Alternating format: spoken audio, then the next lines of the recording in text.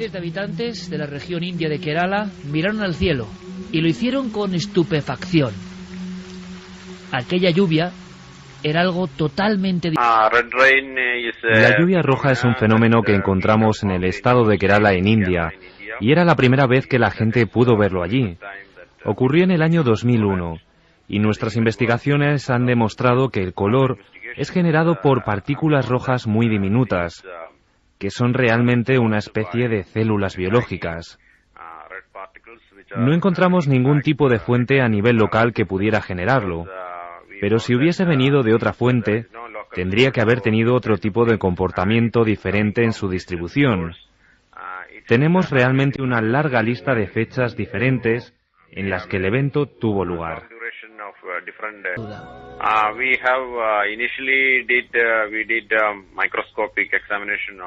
Al principio hicimos un examen microscópico de estas partículas de color rojo y encontramos estructuras muy similares a otras células biológicas. Después procedimos a hacer una descripción de ellas y, por supuesto, a estudiar el fenómeno al completo.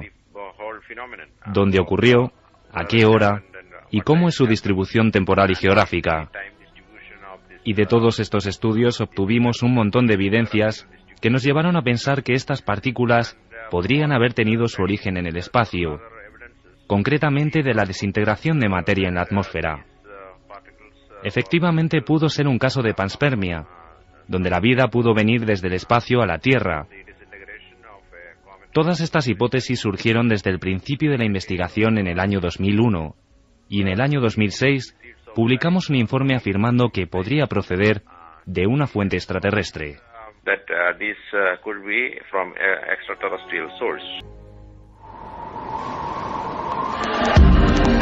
Nunca antes habías estado tan cerca de lo desconocido.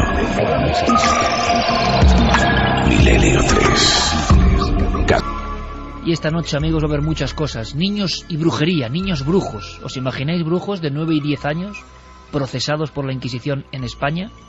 Y también supuestos casos de, dicen, teletransportaciones, pero ningún misterio, con tanto peso, tan interesante, con pruebas, que nos implica a todos absolutamente, como el origen de la propia vida, que es el que vamos a debatir en primer lugar. Atención, líneas abiertas, porque hay una encuesta muy importante, es un sondeo esencial para ver cómo está ahora mismo el tema, de dónde surgió la vida, de dónde surgió esta realidad tan misteriosa en la que todos vivimos. Sigue siendo un gran debate. Y ahora ya veréis qué documentos sobre la lluvia roja. Carmen, buenas noches. Buenas madrugadas, Iker. Pues sí, esa encuesta ya está en la web ikerjimenez.com, donde pueden votar, ya lo ha hecho gente. La pregunta es, ¿crees que la vida llegó del espacio? Pueden votar o sí o no. Por el momento, el 69,1% opina que sí, que la vida llegó del espacio. Y también nuestras otras líneas de contacto para que nos den sus preguntas, sus opiniones. Milenio3 con número @cadenaser.com, nuestra vía de contacto más directa a través del teléfono móvil, del SMS 27699, palabra clave, milenio, espacio, vuestros mensajes y, como siempre, www.cadenaser.com. Bajo esta lluvia, con el paraguas de la incertidumbre, el hombre que nos hizo conocer esta historia, el corresponsal de Ciencia y Tecnología del diario ABC, nuestro querido amigo José Manuel Nieves. Buenas noches. Buenas noches, Iker. Qué historia más hermosa, más bonita. Ojalá fuese verdad, aunque la polémica está servida. Sí, preciosa historia. Yo la llevo siguiendo desde el principio, porque en el mismo año 2001, cuando Geoffrey Lewis hizo su descubrimiento, publicó casi de inmediato, a los pocos meses, publicó el primer artículo y llamó muchísimo la atención.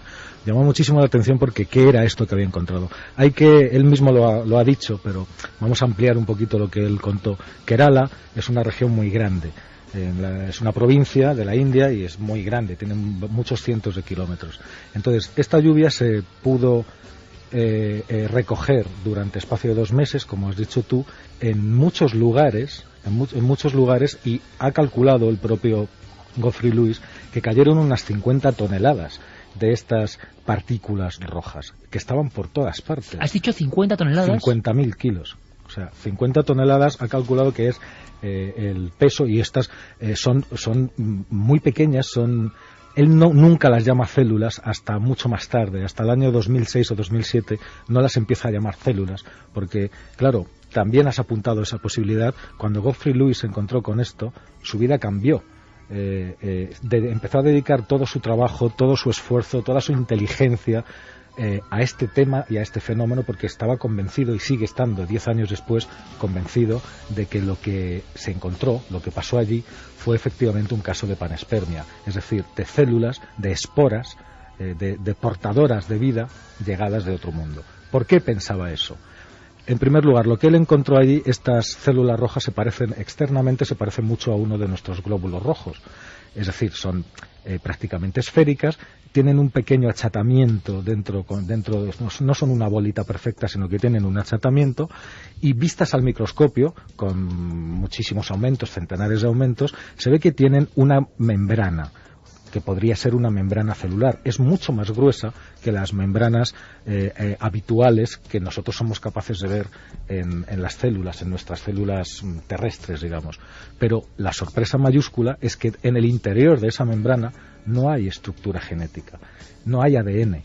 El hecho de que no haya ADN es digamos que es la piedra sobre la que se basa toda su investigación. No existe en la Tierra ninguna forma de vida que no esté basada en el ADN. El ADN son las instrucciones genéticas que todos compartimos, donde da igual que seamos una mosca, un elefante o un ser humano, entre una mosca y un ser humano hay más de un 80% de correspondencia en el ADN.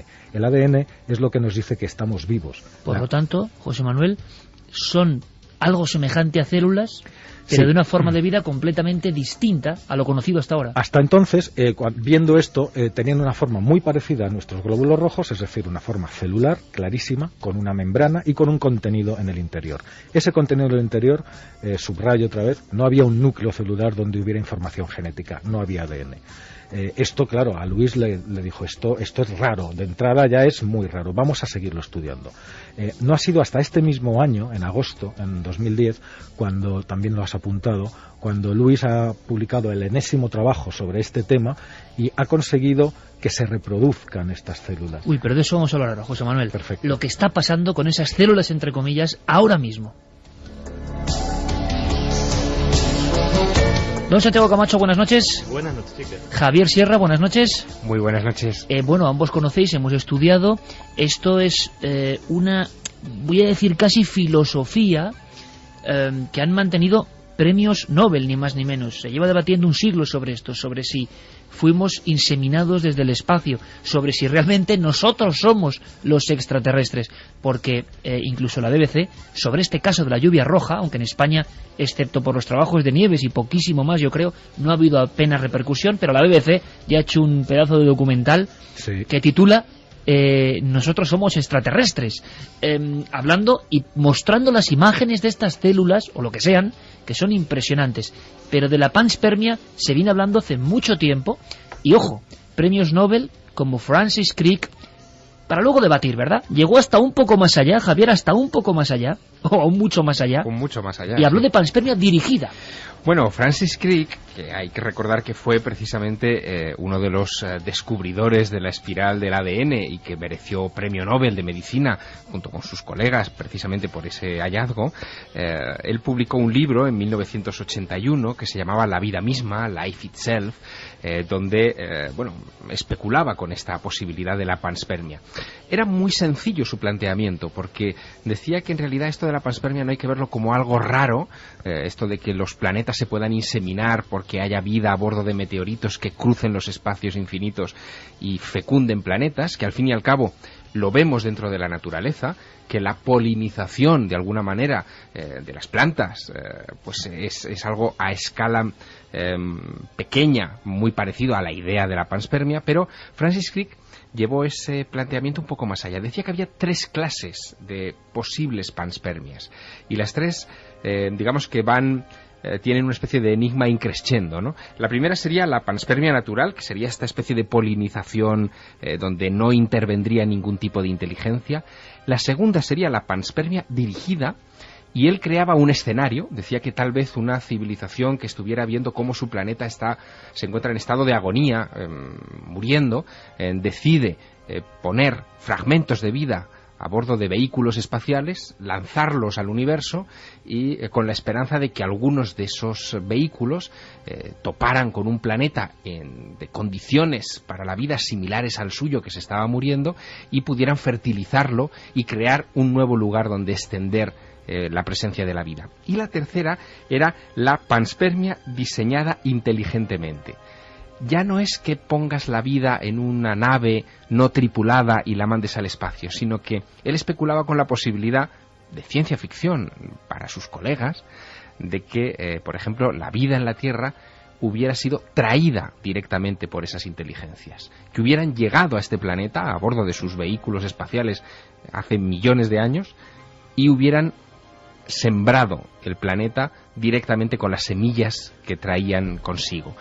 Era, de alguna manera, una idea que se avanzaba en mucho a teorías que hoy, por ejemplo, científicos, astrobiólogos incluso manejan, como por ejemplo la terraformación, el poder transformar un planeta de condiciones un poco hostiles en este momento para la vida, pero si les inyectas la cantidad de bacterias o de microorganismos suficientes, puedes llegar a, con el tiempo, convertirlo en un entorno similar a la biosfera terrestre. Sembradores cósmicos, lo decía Francis Crick, premio Nobel y descubridor de la estructura del ADN.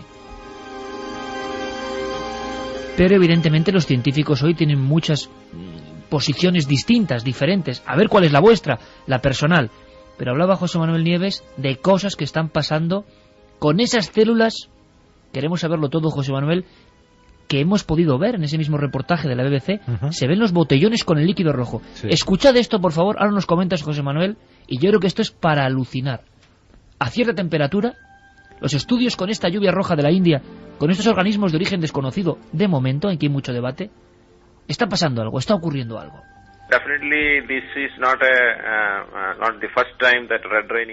Por supuesto que no es la primera vez que sucede esto en el mundo. Puedes encontrar muchos relatos históricos de lluvia roja que han ocurrido en Europa y en Australia. Lo interesante es que todavía no conocemos cómo se originaron la vida y la naturaleza aquí. No conocemos exactamente cómo fue el origen de la vida. Es un desafío muy complicado para demostrar, ya que, por ejemplo, pudimos hallar algunos puntos importantes, como que las estructuras de estas partículas no muestran ningún indicio de ADN, y no hemos podido realizar test de ningún tipo. Es imposible localizar ADN en estas células, pero al mismo tiempo sorprende que crezcan y aumenten a temperaturas extremadamente altas.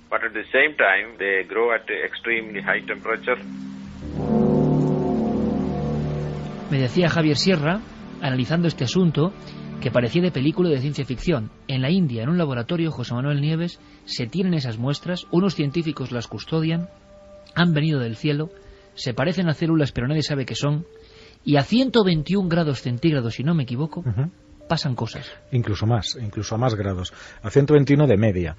Bueno, aquí en la Tierra las células normales se reproducen, son capaces de reproducirse en distintas condiciones, como media entre los 10 y los 50 grados.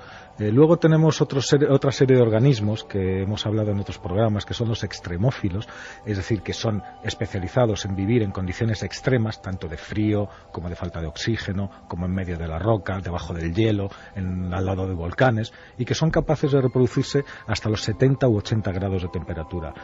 Incluso han aparecido últimamente, cada vez que aumenta la tecnología somos capaces de encontrar más y más cosas, unos organismos que llaman supertermófilos, es decir, que serían superextremófilos, que son capaces de reproducirse a 120 grados, al lado mismo de chimeneas volcánicas submarinas. O sea, para que todo el mundo se entienda, hirviendo absolutamente. Claro, y estamos hablando de la Tierra, es decir, es posible reproducirse a esas temperaturas. Es raro, pero es posible. Entonces, Geoffrey Lewis, lleva años haciendo todo tipo de pruebas, porque al no disponer de ADN, no puede aplicar ninguna de las técnicas que se aplican con la vida normal. Todas las técnicas de estudio biológico de células y de componentes celulares se basan en el ADN. Al no haber ADN hay que inventarse otra cosa, que no existe, algo diferente. Entonces empezó a ponerlas en distintos tipos de cultivos y a distintas temperaturas. A temperatura ambiente no pasa nada, no se reproducen, están inertes. Inertes. No, absolutamente, no sucede nada. Según vas aumentando la temperatura y llegas a los 120 grados, empiezan a pasar cosas.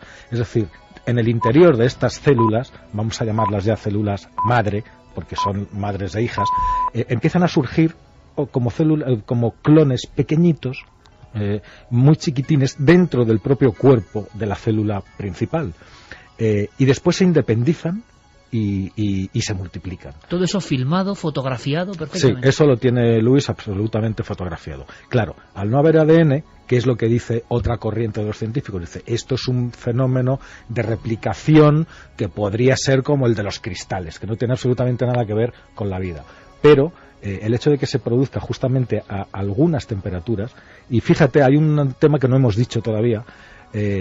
Cuando sucedió la lluvia en 2001 en Kerala, la región de Kerala formó como una especie de media luna, como una especie de abanico, es decir, como una especie de trayectoria de abanico.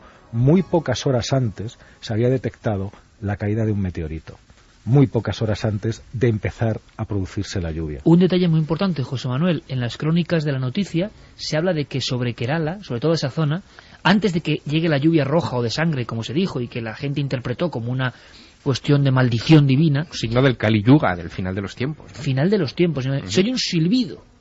Un profundísimo silbido se escucha en toda la zona. Un silbido y un boato, es decir, una auténtica explosión. ¿Qué pasa? Que ese meteorito no fue registrado por ningún observatorio, pero es algo absolutamente normal.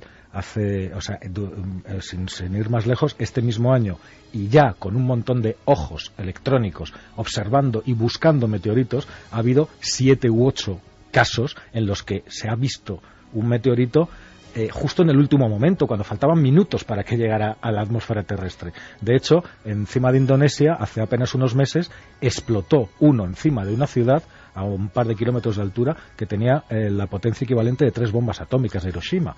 Y explotó sin que nadie lo detectara. Y eso te estoy hablando del mes de marzo de este año. O sea que lo que tenemos, José Manuel, es, porque esto yo creo que es absolutamente increíble, y tú a través de ABC has ido dando toda la información, es que en los últimos análisis de hace un par de meses de estas criaturas, entre comillas, pero claro, no tienen ADN, es la multiplicación. Sí, se reproducen entre 120 y 300 grados, lo cual es muy consistente con todo el resto de la investigación, porque precisamente cuando un meteorito, si es que Lewis lo que cree es que estas partículas venían a caballo de ese meteorito, porque es mucha casualidad que entre un meteorito y que pocas horas después se produzca la lluvia roja. Él está convencido de eso. Entonces, cuando un meteorito entra a la atmósfera, lo primero que hace es que se incendia, se deshace. La atmósfera es un gran escudo protector. Hombre, si nos cae una roca de 1 kilómetro, no hay quien la destruya. Pero los miles y miles de meteoritos que caen cada año, ni siquiera nos enteramos porque la atmósfera los destruye, y los destruye quemándolos. Entonces, ahí aumentan muchísimo las temperaturas. Entonces, la teoría de Lewis es, si estas formas o estas esporas que podrían contener los principios de la vida han viajado durante X tiempo por el espacio en las condiciones de frialdad absoluta, resistiendo, estando encapsuladas en sí mismas, de repente han entrado en la atmósfera, se han incendiado, ha habido calor intenso y rápido, han florecido tan a lo bestia como para caer 50.000 kilos a lo largo de 2 meses. 50.000 kilos. Vamos a hacer una cosa, compañeros. Ya les preguntaré cómo es posible también este silencio informativo, ¿no? Una cosa de este calibre y que apenas ha trascendido, ¿se ha publicado o no en publicaciones de prestigio? Ahora lo vamos a ver, porque la lucha interna entre los científicos, y también esto nos lleva a otra gran pregunta, ¿no?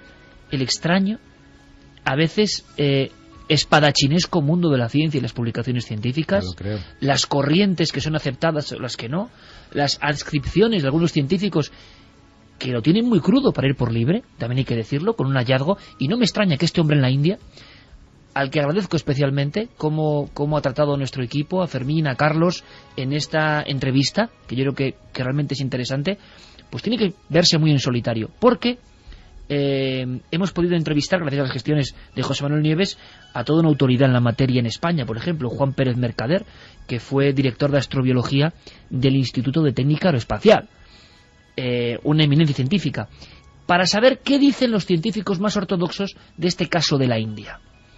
Primero, yo creo que no están muy al tanto de los últimos hallazgos de esta reproducción, sinceramente, pero ¿cuál es la opinión general de los que creen que esto es imposible? Y ahora debatimos. Juan Pérez Mercader. La conclusión generalizada es que se trataba pues de algún tipo de esporas o algo parecido, pero se descubrió que no contenía ADN, ni ARN. También se descubrió que que había varios aminoácidos, 3 o 4 aminoácidos. Se han descubierto, no sé si se han hecho análisis muy exhaustivos, y lo que la enorme mayoría de la profesión piensa es que son esporas de algún tipo de alga, es coherente con algún tipo de espora de alga. Y un detalle más, hay una guerra interna, también hay que decirlo, o parte de la ciencia ha comentado que no se pueden llamar células a esto, y ha habido un aislamiento incluso de los propios investigadores indios, que son los que tienen las muestras. Hay unos colegas, digo colegas porque son científicos, de la India y que mantienen, no obstante, que a pesar de no haber visto ADN en su interior, a pesar de que se sabe que no tiene suficiente información, el tamaño es excesivamente pequeño, el tamaño de las esporas es excesivamente pequeño como para ser una célula de una bacteria, etcétera. Ellos en los artículos que escriben le llaman células. Es un poquito llama engaño el llamarles así, y entonces bueno, pues no han conseguido publicar en revistas de prestigio o en revistas donde haya un proceso de referir muy fuerte, pues no han conseguido publicar nada.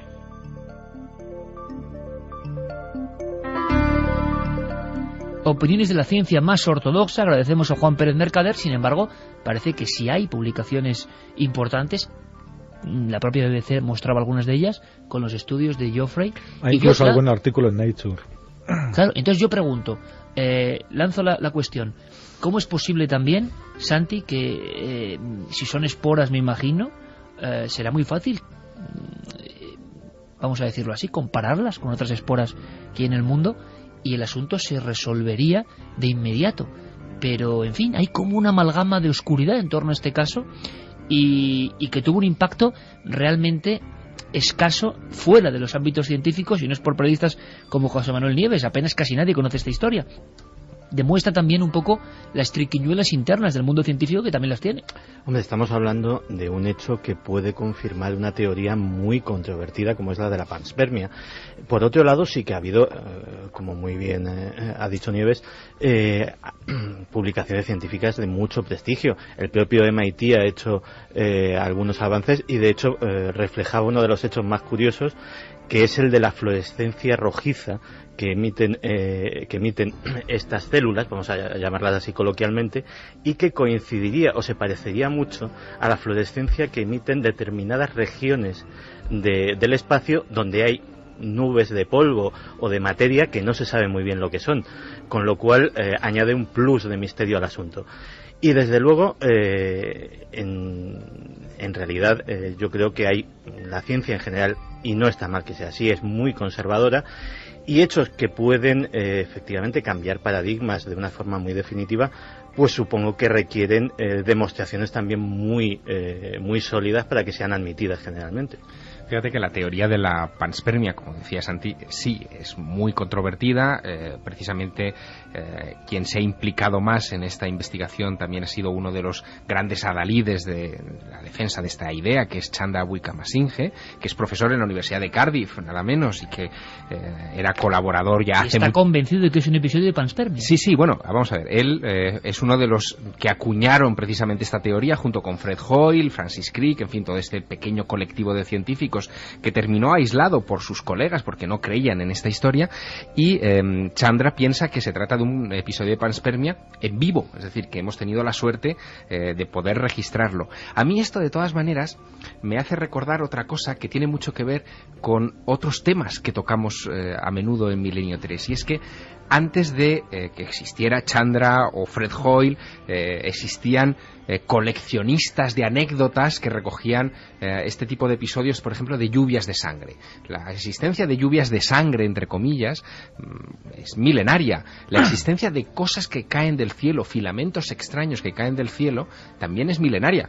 En la Biblia tenemos las descripciones del maná, en las apariciones de la Virgen tenemos los hilos de la Virgen, de los que se hablaba también, o los cabellos de ángel. Interpretaciones diferentes que da para un fenómeno parecido. Exacto, los cabellos de ángel vinculados al fenómeno ovni, es decir que probablemente todos esos aspectos nos están remitiendo a esa clase de lluvias que pueden tener un origen meteorítico y que algunas de ellas podrían efectivamente contener una cosa, y que es muy interesante porque luego vamos a lo profundo de decir, es que lo increíble, José Manuel, es que sobre el origen de la vida sigue habiendo todo tipo de posibilidades, hipótesis abiertas. Sabemos que vivimos, sabemos que hace 4.000 millones de años algo debió ocurrir en esta bola azul, pero hay cosas increíbles. Un elemento interesantísimo, importante, es que los meteorólogos, por ejemplo, tienen registradas lluvias de este tipo, rojas. Le dan una explicación también en nuestro propio país. Vamos a escuchar muy brevemente a Florenci Rey, compañero de meteorología de esta casa, y a Jacob Petrus, buen amigo de Telemadrid, meteorólogos que saben lo que ocurre y que cuentan eso, que en España a veces pasan estas lluvias rojas, aunque hay una hipótesis oficial que no se parece en nada a lo que han descubierto en la India. Es una precipitación que lleva asociado un depósito, en muchos casos arcilloso, que tiene que ver con el origen de la masa de aire a la que va asociada la lluvia. Son precisamente los materiales más ligeros los que pueden ser levantados por el viento, por ejemplo el polvo de arcilla, los que o bien forman la estructura misma de la gota de lluvia o bien se adhieren a las gotas de lluvia existentes en la nube, que una vez descargan tiñen la precipitación de color rojo. Incluso ocurre en nuestro país, no es extraño, incluso se les llama lluvias de barro, y sobre todo es muy común en zonas del Mediterráneo. Bueno, ¿por qué se le llama lluvia roja? Pues sencillamente porque son precipitaciones que están acompañadas generalmente de partículas sólidas que provienen de zonas áridas. Por ejemplo, en nuestro país, a veces, desde el desierto del Sáhara, en esa zona puede haber vientos muy potentes que levantan partículas del desierto muy pequeñas, microscópicas. El viento las arrastra hasta nuestras latitudes y esas partículas sólidas se convierten en núcleos de condensación, es decir, que la humedad de la atmósfera se condensa alrededor de esta partícula. Cuando adquiere un suficiente peso, cae, luego la lluvia al evaporarse deja como rastro esas partículas sólidas y dejan encima de las superficies donde hayan caído, pues dejan un color rojizo. Escuchando a los meteorólogos me da la impresión, José Manuel, que no tiene nada que ver con el fenómeno de la India. No, a ver, hay una serie de fenómenos habituales. Hay varios tipos de lluvias rojas. De hecho, al principio, lo primero que miró Luis y sus colaboradores era si efectivamente podía ser partículas en suspensión de polvo procedentes de algún desierto. De Arabia se llegó a decir. Lo más lógico. No había nada de eso, porque no hay partículas de polvo en ese agua en suspensión. No existen. Solamente están estas gránulos, en mucha cantidad. Después, también se ha dicho, es verdad, como ha dicho Juan, al que le mando un saludo y le aprecio muchísimo, que podrían ser esporas de algas. No existe una espora de alga, está comprobado, y ni en las cercanías, ni en los miles de kilómetros a la redonda, capaz de explicar ese fenómeno. José, no me vas a permitir con el contexto que tenemos. Hubiera habido, ¿Cómo es posible entonces que científicos de prestigio importantes, ante un caso que es tan importante, lo digo desde la ignorancia, digan eso? Con todo el respeto a Juan Pérez Mercader, genial en muchísimas investigaciones, pero que se diga, la corriente en general dice que bueno, que son esporas, y se deja como esporas. Y no son esporas. Vamos a ver, la ciencia necesita pruebas. Aquí todavía no tenemos pruebas, tenemos indicios. Pero un solo argumento, aunque hubieran sido algas, ¿50.000 kilos de esporas? Claro, es lo que pregunta Luis. Tú te lo planteas como periodista. 50 toneladas de esporas, o sea, ¿cuál es el alga capaz de producir una? Fíjate, claro. Es muy difícil de creer eso, ¿no? Claro. Muy difícil de explicar. Pero muchas veces se explica de esta forma, tan tranquilamente, esporas, y se queda la gente con eso. Iker, te insisto, la ciencia necesita pruebas. Solamente tenemos pruebas de una forma de vida, y es la nuestra. No me refiero a los humanos, sino a la vida que se da en la Tierra. El problema es un cambio de paradigma, es decir, lo que se está proponiendo con esta teoría de Lewis es que la vida viene de fuera, no se gestó aquí. Y de hecho muchos científicos siguen defendiendo, la gran mayoría, que es imposible que la vida a bordo de un meteorito o en las condiciones de atravesar el espacio, ¿no?, resista. Pero ¿cuál es el problema? El problema es que tú dices, José Manuel, que la ciencia necesita pruebas, y curiosamente esas pruebas están, es decir, tenemos algunas. Por ejemplo, un caso muy concreto que a mí siempre me ha parecido muy llamativo. 2 años antes de que el hombre pusiera el pie en la Luna, la NASA estaba mandando ya artefactos a la Luna para, en fin, estudiar la superficie terrestre. En el Océano de las Tormentas, que es una región lunar, en 1967 se posa un artefacto, un artilugio que se llama la sonda Surveyor 3, que lleva una cámara de vídeo digamos, para filmar, para obtener imágenes a bordo. 2 años después, la Apolo 12 toma tierra allí en la Luna a unos pocos cientos de metros de ese artefacto y recuperan la cámara. Se la llevan a la Tierra en condiciones completamente aisladas y la desmonta la NASA. Y se da cuenta, al desmontarla la NASA, que en las lentes hay estreptococos. Estreptococos que probablemente procedían del estornudo de un científico de la NASA 2 años o 3 años antes, y que se quedaron allí durante 30 meses en condiciones lunares. Y sobrevivieron perfectamente. Hay más ejemplos, hay muchos más ejemplos de esto. Mira, por ejemplo, recientemente, además lo hemos contado en Cuarto Milenio, tardígrados, estos pequeños animalitos que sabemos que son capaces de morir o de quedarse en un estado de hibernación en el que no es posible detectarles ningún signo de vida y permanecer probablemente hasta cientos de años, hasta que las condiciones son favorables, y entonces, como si no pasara nada, hicimos el experimento en el estudio, en la tele, y lo vimos cómo moría y cómo resucitaba un tardígrado delante de las cámaras, y los han mandado al espacio y también sobreviven. Pero es que en la propia India, yo creo también empujados por la corriente de este descubrimiento o de esta rama de la investigación, hace pocos meses también, en globos aerostáticos, en globos meteorológicos a 40 kilómetros de altura, es decir, donde la atmósfera ya se convierte en espacio, con contenedores herméticamente aislados, cogieron muestras de aire, bajaron y encontraron 3 cepas nuevas completamente de bacterias. No existe ningún ser en la Tierra que sea capaz de vivir allí, donde los rayos ultravioleta fríen absolutamente todas nuestras formas de vida. Pero estas 3 nuevas bacterias o cepas bacterianas que descubrieron y trajeron a la Tierra estaban acostumbradas a eso. Es decir, no pueden proceder de aquí abajo, proceden de algún lugar de allí arriba. Tenemos más pruebas indirectas todavía, esta vez no aquí en la Tierra, sino en una de las lunas de Saturno, en Titán. En Titán, lo que sustituye al oxígeno es el hidrógeno, y hay algo que está consumiendo el hidrógeno como si aquí se tratara del oxígeno. Han llegado a formular científicos de la NASA una hipótesis, la única hipótesis razonable es que hay algo en Titán que está respirando hidrógeno. En fin, las pruebas, entre comillas, las indicaciones son muchas, pero cuando yo me refiero a pruebas es que también estamos buscando, porque el método científico así lo requiere, estamos buscando vida como la nuestra. Pero ¿por qué tiene que ser como la nuestra? ¿Por qué tienen que ser más grandes o más pequeñas las células? ¿Por qué incluso tienen que tener ADN? ¿Por qué no células no basadas en el ADN? Estas de Titán que te digo no serían seres vivientes basados en el carbono como nosotros, que por cierto las células de Kerala están compuestas mayoritariamente de carbono y de oxígeno. O sea, tenemos ahí, podríamos hablar casi, José Manuel, de racimos de vida o no distinta en la India ahora mismo. Vamos a hacer una cosa que yo creo que va a dar una dimensión exacta a lo que está pasando.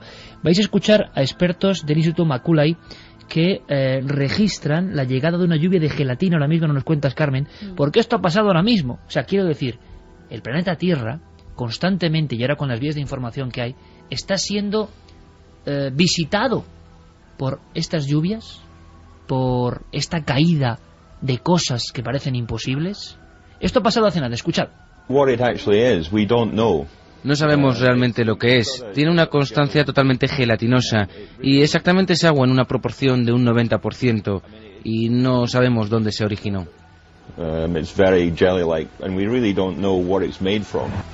¿Sería el último caso, Carmen, o de los últimos casos de lluvia extraña que aparecen y luego, claro, la atención se desvía de ellos, pero que constantemente, evidentemente, seguro que el 90-95% con explicación, pero puede que haya un porcentaje al que nunca hemos prestado atención, lo han hecho en la India y se han llevado la sorpresa? Sería la última de las lluvias de gelatina, pero ha habido más lluvias de este material gelatinoso. Parecen como grandes bloques de una sustancia viscosa, pegajosa, que caen e inmediatamente, al cabo de muy pocos minutos, pues se van deshaciendo. Pero, por ejemplo, en Nueva York cayó en 1846 una lluvia de gelatina, en Irlanda en 1958, en Rusia en 1832. Se tiene registro de que esto, incluso fotografías, como vemos las últimas, de que esta gelatina es más normal de lo que se cree que caigan. Puede ser, y dicen, apunta una teoría, que vienen del espacio, por supuesto, y que tiene algo que ver con la podredumbre de las estrellas, así la llaman. Lo que pasa que los científicos, al no tener mucha información de esa sustancia, porque no han podido recogerla casi en el instante, es casi imposible analizarla, y entonces no saben muy bien por qué cae, de dónde cae, pero sí que es cierto que lo que dicen es Puder-Ser. Puder-Ser se ha llamado así desde los primeros casos, desde Nueva York, los científicos que la estudian la llaman mucho ya así. Antes de la astronomía, es decir, por supuesto, cuestiones que tienen que ver que quizá luego al contaminarse con el suelo o algo se genera ahí una especie de... Y apuntan la teoría de que cae justo después de una lluvia de estrellas fugaces. Después de que se ven muchas estrellas fugaces es cuando aparecen estas masas gelatinosas. Eso nos parece un poco de leyenda, es decir, de casi de etnografía del pensamiento mágico que hila unos hechos con otros, pero lo cierto es que hay muchos casos rarísimos, aquel del organismo aparecido en Évora entre filamentos de gelatina, que ve toda la ciudad de Évora en el año 59. Después de que se vieran fenómenos en el cielo también, es decir, que la constante se repite. Y se logra analizar algunos de estos organismos envueltos en filamentos. Hay fotografías, se han publicado, de uno de ellos que parecía una minúscula araña, que se habló de una espora y nunca se pudo resolver qué era el llamado ser de Évora, porque cierto es que el Museo de Ciencias de Lisboa sufrió un pavoroso incendio cuando se llevó justo por parte de los doctores Amaral y Brito esta muestra, y que eran filamentos y una especie de araña que tenía cierto movimiento. Es decir, ha habido casos espúreos en diferentes partes del mundo, pero sobre lluvias de sangre, es que ha habido lluvias de sangre, además, José Manuel Santi y Javier, hace bien poco y en diferentes lugares, Brasil, Colombia, se habla de lluvias rojizas de sangre que asustan a la población y que por el aspecto e incluso la filmación, no la recogida de muestras, son prácticamente idénticas a las de Kerala. No, y con la recogida de muestras no es como la de Kerala, pero sí que se sabe que es sangre. O sea, en Colombia, el último caso era sangre humana, sangre de animal. Sangre, no se sabe si humana o de animales, pero sangre es. La bacterióloga que llega allí y está recogiendo las muestras, las manda posteriormente a Bogotá. En Bogotá se pierde la pista de esos análisis, pero ella, al hacer el test para ver si verdaderamente se trata de sangre, da positivo y lo muestra delante de las cámaras. Bueno, lo que no saben es todavía qué es. Hay que tener en cuenta también que determinados fenómenos meteorológicos son capaces de absorber sustancias, incluso, bueno, ha habido lluvias de ranas y lluvias de peces, entonces, pero eso no tiene ningún misterio, digamos, son corrientes de aire caliente que de repente hacen un vórtice en el mar, por ejemplo, o a lo mejor, vete a saber, en un matadero. Sí, ¿qué ha pasado? Se ha comentado. Imagínate, y entonces absorbe y se lleva eso a las nubes y lo suelta en otro lugar. Y no solo en un matadero, ha habido incluso en Italia vientos tan fuertes que han acabado con aves, y esas aves han caído no solo sangre de las aves, sino incluso pedazos de esos pájaros. Interesante saber además, compañeros, que en el caso de Kerala, en el reportaje de la BBC... Pero no es lo mismo que lo de Kerala. Claro, pero se hablaba ante la increíble situación de esas 50 toneladas de material rojizo con ciertas células, primeras hipótesis para intentar explicar, se habló, creo que, de impacto contra algunos animales, bien contra murciélagos, que habían reventado los murciélagos y que partículas de la sangre de los murciélagos habían caído. Habría ADN. Bueno, se dieron tres posibles. Hay otro hecho muy significativo que ha apuntado Santi antes también. Es que, claro, según ha ido avanzando la tecnología, bueno, la panspermia, el primero que lo utilizó fue un sueco que se llamaba Svante Arrhenius a principios del siglo XX. Y él lo que decía era que los principios básicos, no la vida, sino los ladrillos de la vida, estaban presentes en todas partes en el espacio. Y que esos ladrillos podían ser transportados de un lugar a otro y irían sembrando, sin inteligencia, indiscriminadamente, pues todo el sistema solar, el universo entero, y que solamente agarrarían donde hay condiciones. ¿Qué sucede? Que después, mucho después, pasaron décadas, pero en las últimas décadas ya se han encontrado ladrillos de la vida, es decir, se han encontrado material prebiótico en nebulosas lejanas, en galaxias lejanas. Dentro de nuestra propia galaxia, en cúmulos estelares, se ha encontrado carbono en el propio espacio. Se han analizado cometas, hemos enviado sondas a los cometas. Por ejemplo, la NASA envió esta sonda maravillosa, la Tempel 1, que consiguió colocarse al lado de un cometa, de este Tempel 1, lanzarle un proyectil para provocarle un cráter al cometa del tamaño de un estadio de fútbol, y analizar todo lo que salía, y ahí había material orgánico dentro de ese cometa. Es decir, quedó demostrado en el año 2006 que los cometas sí pueden transportar material orgánico de un lugar a otro dentro del espacio. Es decir, hemos avanzado mucho, y ya para más INRI, la fosforescencia, como tú decías, Santi, de este material de Kerala concretamente, coincide con la misma fosforescencia encontrada en lugares lejanos del espacio. No quiere decir que sea lo mismo, pero los datos son consistentes con aquellos que se están registrando en distintas nebulosas. Una cosa, José Manuel, como dato, ¿se sabe cuánto material tienen en la India ahora mismo para analizar? ¿O mostraban varias botellas con material? Y cubos, y, o sea, como aquello era, pues ponían cubos, ponían palanganas, ponían de todo para recoger. No sé exactamente cuánto tienen, pero tienen... O sea, cayó durante por espacio de 2 meses. 2 meses lloviendo lluvia roja. De todas formas, da la impresión de que son un poco herejes, ¿no? Ahora mismo, a nivel científico, estos profesores de la India, varios que se han unido en esta investigación, son un poco considerados como aparte. No ha triunfado su teoría, ¿no? Y algunas revistas, además, que publicaron en principio la noticia, han reculado, han dado marcha atrás. Por ejemplo, la revista la revista Astrophysical and Space Science, John Dyson, decía, que es el editor, decía que bueno, que le llegó el artículo a su revista, pero que él no ha sido, que era su codirector quien lo estudió, y el codirector resulta que ha muerto hace unas semanas y ya no puede decir nada. A mí esto me escama un poco, ¿no? Estas vertientes... No, es perfectamente normal. Es perfectamente normal. Decía, hay una frase muy famosa, ahora no me acuerdo quién era el científico que la decía, pero decía, no, mi investigación, dice, no es lo suficientemente loca como para que sea cierta. Y esta es una investigación loca. No, y algunos dan por cierta la panspermia, que puede ser, pero no en este caso. ¿Y qué opina la gente? Físicos. ¿Qué opina el público, nuestro querido público? Nuestro querido público, que hay que pedir disculpas porque la web de la cadena SER no nos funciona y no podemos subir los mensajes. O sea que las otras vías de contacto voy a repetirlas: 27699, palabra clave milenio, espacio vuestros mensajes, y milenio3 con número, @cadenaser.com, y vamos a intentar arreglar la web de la cadena SER. A ver si que podemos es muy terrestre, subir... pero no se arregla. Eso es, los de mensajes. Momento. Vamos a la encuesta primero. El debate de la semana: ¿crees que la vida llegó del espacio? Sí, un 70,3%. No, un 29,7%. Sigue subiendo, entonces. Sigue subiendo. Vamos también con las opiniones. Por ejemplo, Manolo nos decía, seguimos con la soberbia de considerarnos el ombligo del universo.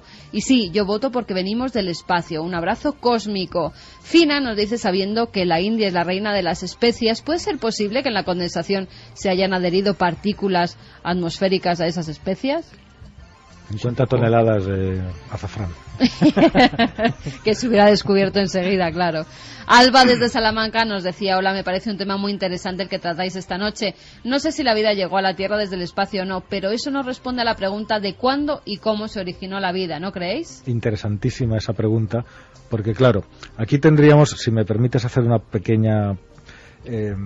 en la Tierra hay vida en todas partes. Si es menos de un minuto, sí. Pues ¿Menos de un minuto? No. Sí. Pues nada, ya lo contaré. Bueno, pensemos... La hago yo, entonces. Pensemos, por ejemplo, en Francis Crick, el que especuló con esto de la panspermia. Él era ateo. Y de hecho lo que hizo fue sustituir la idea de que la vida podía venir de otras partes del universo por la idea de la creación de Dios, es decir, arrincona a Dios en sustitución de esto. El problema era cuando se le preguntaba a Francis Crick, bueno, está muy bien, pero ¿quién creó la vida ahí fuera? Claro. Ahí está el problema. Eso es lo que... se lleva la cuestión de la panspermia, el origen del misterio, a otro lugar. Exacto, se retrasa.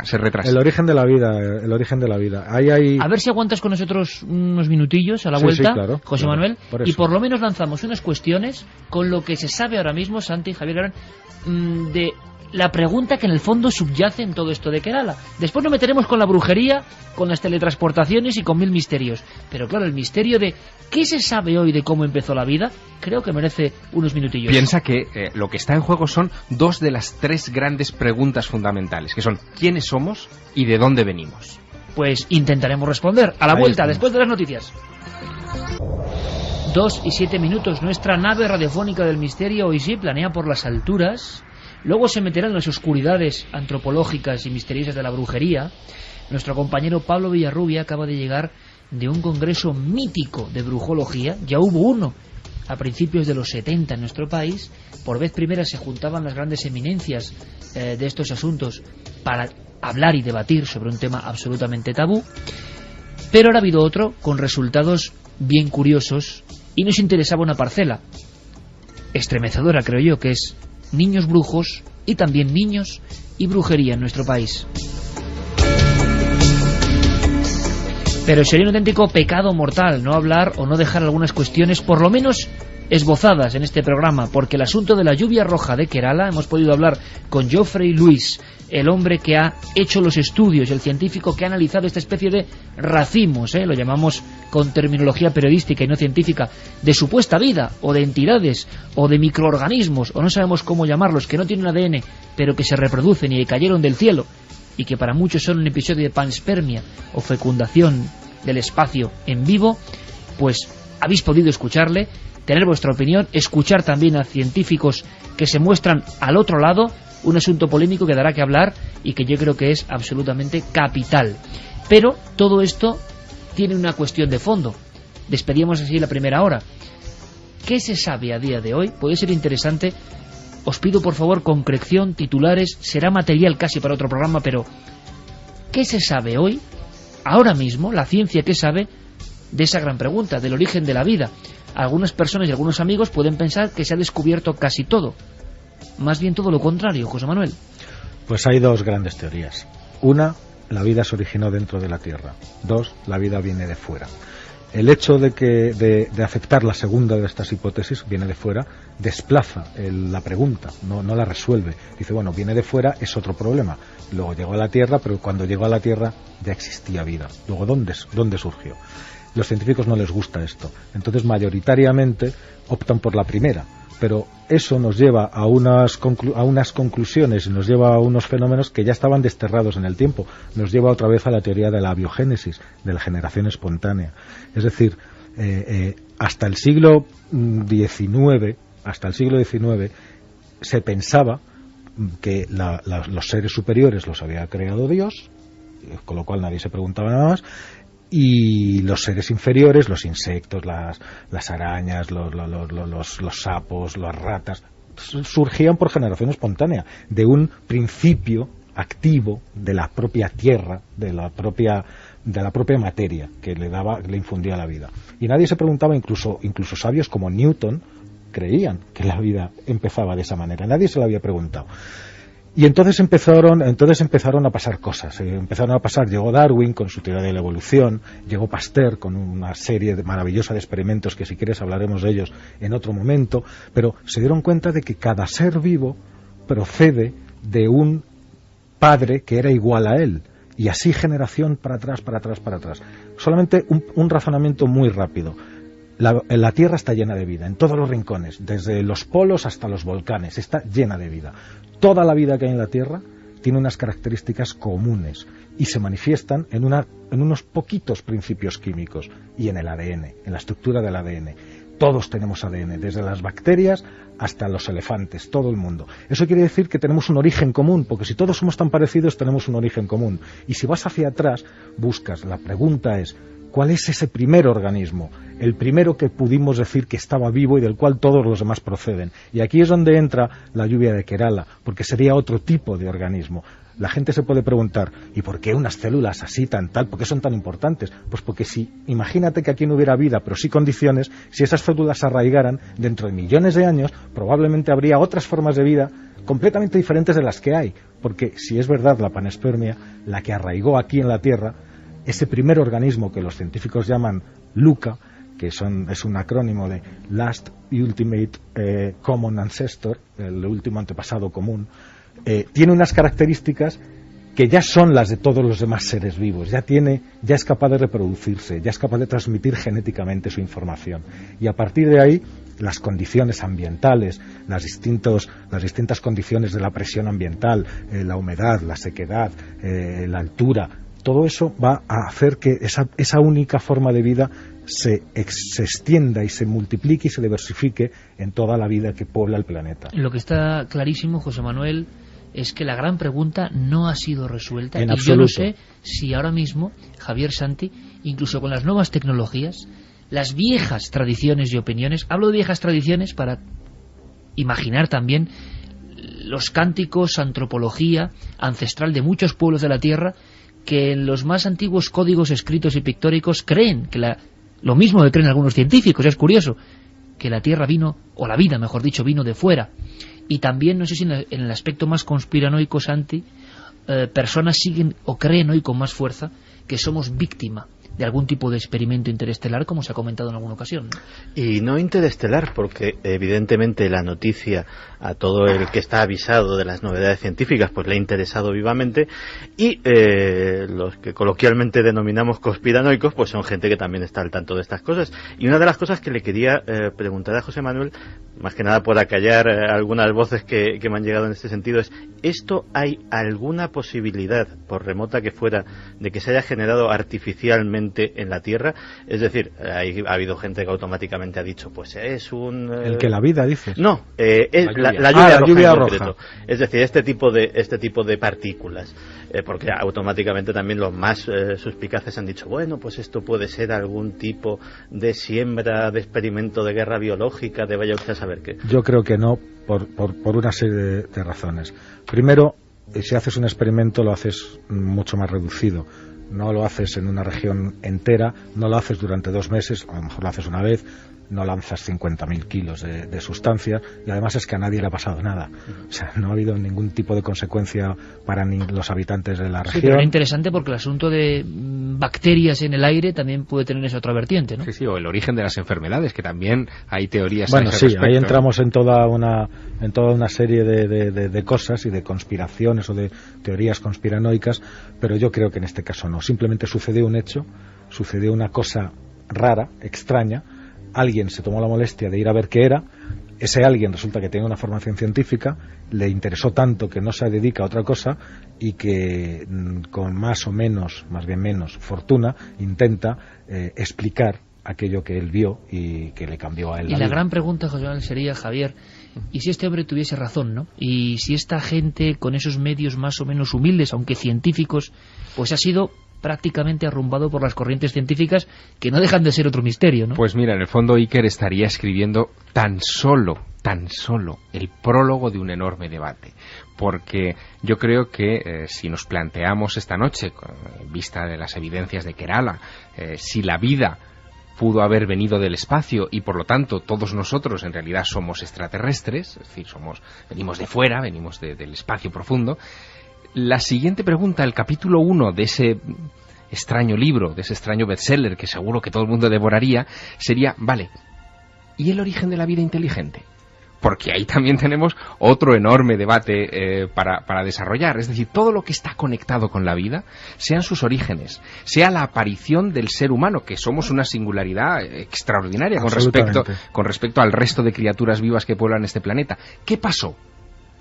¿Es artificial? Porque algunos han llegado a chispazo. ¿Dónde está la chispa? La chispa Exacto. Que origina la vida. Tan misteriosa es una cosa como la otra. Nos ha enseñado José Manuel que hace 4.000 millones de años, en una especie de sopa de elementos, hubo un chispazo. Sí. Pero que yo sepa, no se ha vuelto a ver ese chispazo nunca. No, se han intentado reproducir en varias ocasiones desde los años 50 el famoso experimento Michelson-Morley, en el cual cogió las condiciones que había en la Tierra en aquel momento. ¿Recrearon la sopa cósmica de alguna forma? Sí, con rayos ultravioleta, con las temperaturas, los ácidos, el sulfuro, todo, y consiguieron aminoácidos. Y los aminoácidos son los ladrillos de la vida, pero no es la vida, son las piezas. Falta el chispazo, pero que falta el chispazo. Y la pregunta que decías antes, y si después tuviera razón, yo te voy a poner solamente 3 ejemplos.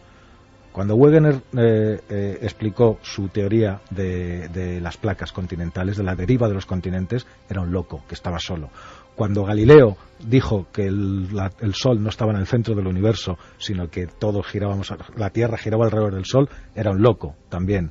Y así sucesivamente. Es decir, ha habido muchos de estos locos que al principio, cuando Darwin enunció su teoría de la evolución, era un loco que fue perseguido además por los poderes públicos, eclesiásticos, por todo el mundo, y todavía sigue generando polémica. Es decir, lo nuevo siempre molesta porque cambia lo que ya hay. José Manuel, te emplazo para un debate profundo sobre ese origen de la vida, experimentos que se han hecho intentando reproducir algo que ¿Sabéis lo que pasa, amigos? Que dices, bueno, esto es misterio, no misterio, esto para mí es el gran misterio, porque lo llevamos dentro, porque nuestro organismo vive, se mueve de alguna forma, tiene una energía propia, esa energía que se va con la muerte, y esa energía empezó a adueñarse de este planeta en ese instante, y ese chispazo, que algunos pueden ver como un milagro y no me extraña, se produjo tanto en la conciencia humana como en el inicio del rodar de las cosas, y no se ha vuelto a producir. Que sepamos. Misterio, que sepamos. Haremos ese debate. ¿Por qué no cerramos con la encuesta, cómo ha acabado la encuesta y dónde han quedado los equilibrios de la balanza? Bueno, también pienso yo que podría, ya que tiene material suficiente, dejárselo a otros científicos que a lo mejor tienen mejor material para estudiarlo y... ¿no? Porque podría ponerlo en manos de otra gente y así acallar muchas bocas si es que está tan seguro. Ha habido varios investigadores, ¿no?, que están ya investigando. Claro, pero muchos de los científicos más importantes que están opinando sobre ello no han tenido acceso. Hacer un gran estudio en el MIT y entonces nadie diría nada. Pero es el MIT, el Instituto Tecnológico de Massachusetts, como bien decía Santiago Camacho, el que ha dado verosimilitud a esta lluvia de Kerala comparándolo con la fluorescencia de algunas zonas del espacio. O sea, que es que... En fin. Bueno, vamos con la encuesta. IkerJiménez.com, si queréis seguir votando. La pregunta era, ¿crees que la vida llegó del espacio? Sí, 70,4%. No, 29,6%. La gente está segura de que la vida llegó del espacio. 70,4% que venimos de fuera.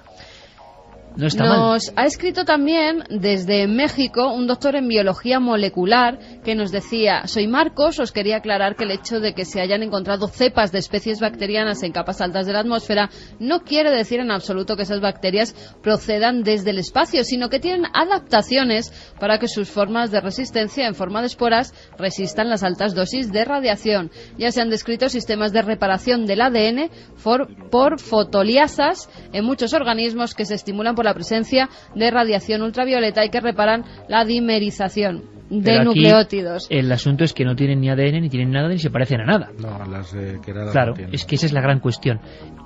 Yo creo que el asunto es tan interesante que era una noticia que hace apenas un mes y medio, esta cepa que se ha encontrado en la India por parte de científicos, repito que es lo importante, está reproduciéndose y está creciendo, que lo que podemos hacer es seguir muy de cerca la noticia, no olvidarnos como se hace habitualmente en los medios de comunicación y saber algo más y que no acabe en el olvido. Ahora me imagino al doctor Geoffrey Lewis, como decía José Manuel Nieves, dedicando su vida. Ha habido tantos hombres en el misterio y en la ciencia que encontrándose con algo en lo que creían cambiaron su vida, que no nos extraña, ¿no? Tiene que uno estar apasionado pensando que en ese barreño o botella con líquido rojizo que tiene en su propio laboratorio pueden estar las claves de una comprensión diferente del gran misterio del origen de la vida. José Manuel Nieves, corresponsal de ABC, Ciencia y Tecnología, muchísimas gracias. Mira, mañana, en Cuarto Milenio, vamos a hacer un experimento en vivo. No digo nada más, ¿te parece? Me parece estupendo. Hasta mañana, amigo. Hasta mañana. Y ahora todos preparaos, porque vamos a un ambiente, Noel Coque, como de Goya prácticamente, como pintura negra de Goya. Adentrémonos. Vamos a zambullirnos en el mundo de la brujería. ¿En un aquelarre? En un aquelarre, ¿por qué no? Sí, señor.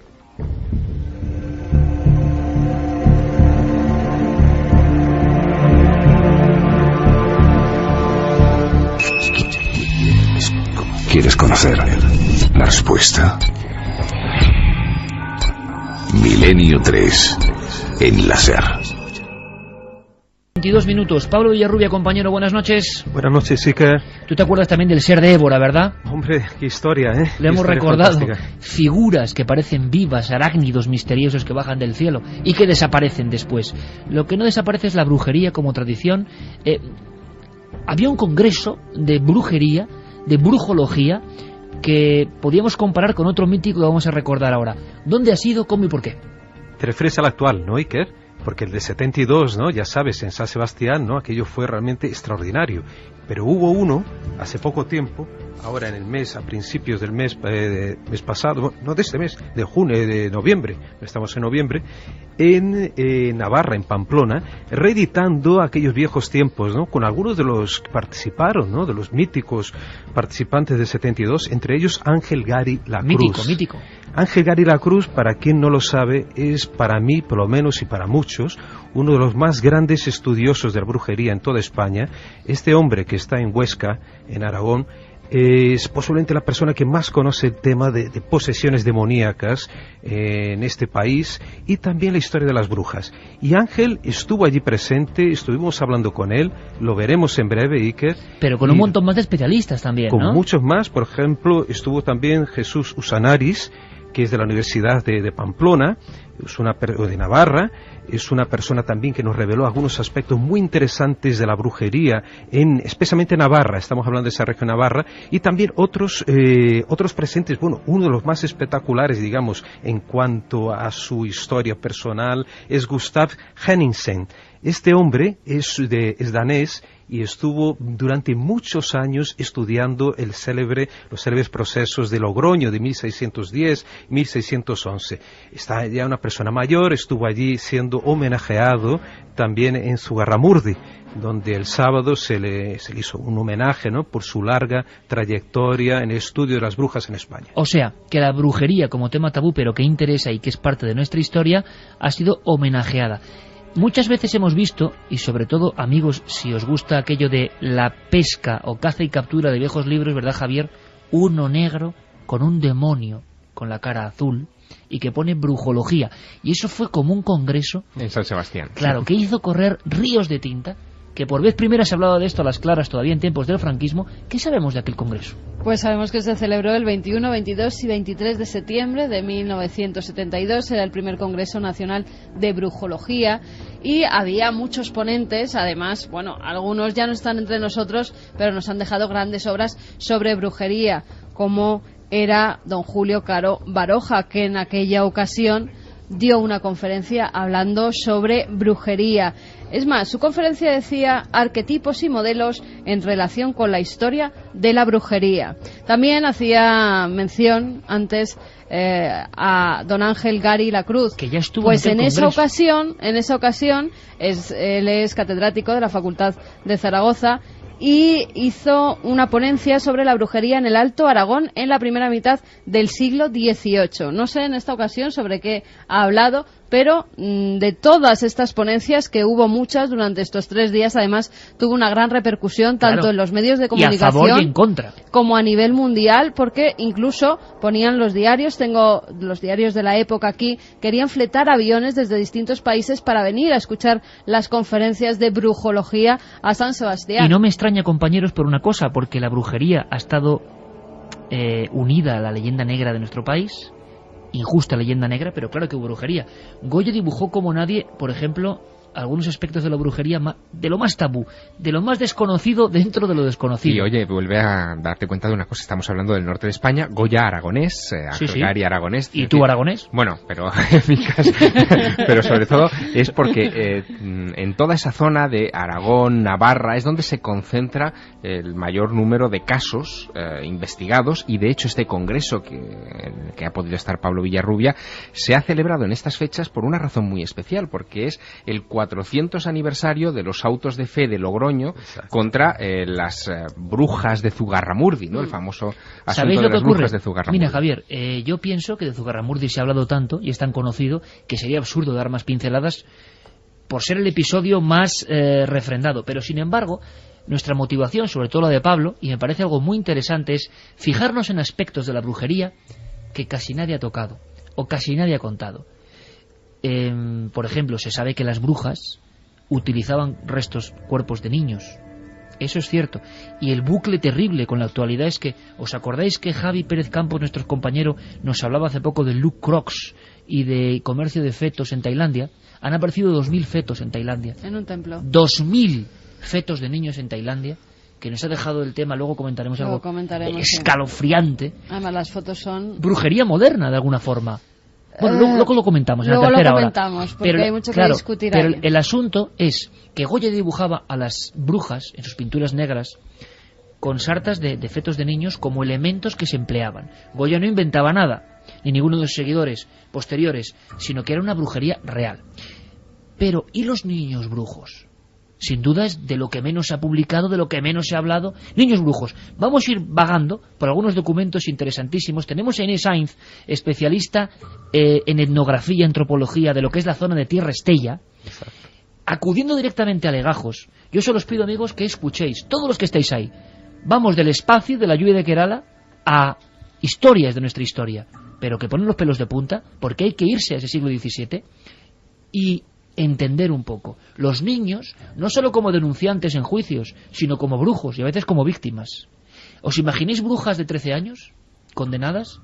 ¿O niños brujos de 9 años? ¿Qué hacían? ¿Qué poderes tenían? ¿Eran solo leyendas? Inés Sainz, leyendo directamente legajos de casos concretos. La primera en comparecer fue María Miguel de Oreja, de 26 años, que fue contestando a las preguntas asegurando que era bruja desde los 10 años, cuando su abuela, en su lecho de muerte, le aconsejó que tomara el oficio de bruja tal como ella lo había hecho. María en principio se negó, pero a los pocos días vinieron 3 vecinas por la noche y le untaron el cuerpo con ungüentos, lo mismo que a su padre, y enseguida partieron por los aires camino de la cuesta de Urrizola, cerca del pueblo de Inza. Allí se esperaban unos 15 hombres y mujeres. Llegaron a un llano donde multitud de personas bailaban en camisa. Esta niña describe con todo detalle el aquelarre presidido por 2 sillas que parecían de oro, ocupadas una por lo que parecía un hombre con 2 cuernos en la cabeza, a manera de un macho cabrío, y otra por lo que semejaba ser una mujer. Enseguida, los presidentes del aquelarre se juntaron en las danzas con los demás asistentes. La música era de tamboriles y rabeles. Terminado el baile, se reunieron todos en una cueva que estaba cerca del lugar. Allí comenzaron a adorar a Belcebú y su compañera, tras lo cual celebraban una orgía en la que participaban todos los presentes. La magia de la radio hace que estemos ya prácticamente en la cueva, porque es la cueva, la gruta, la caverna, el lugar, como si fuese un recuerdo atávico de la prehistoria, donde se reúnen los brujos, y entre ellos los niños. 2 elementos que a mí me parecen sorprendentes, y abrimos el debate, compañeros, porque yo creo que los presentes sabéis más de este tema, bastante más que yo. Iniciación, siempre está la abuela, la madre, y ungüentario, que se dan en algunas partes que absorben rápidamente, axilas, vagina, en las niñas. Es increíble que en los legajos vengan estas tradiciones tan crudamente, ¿no?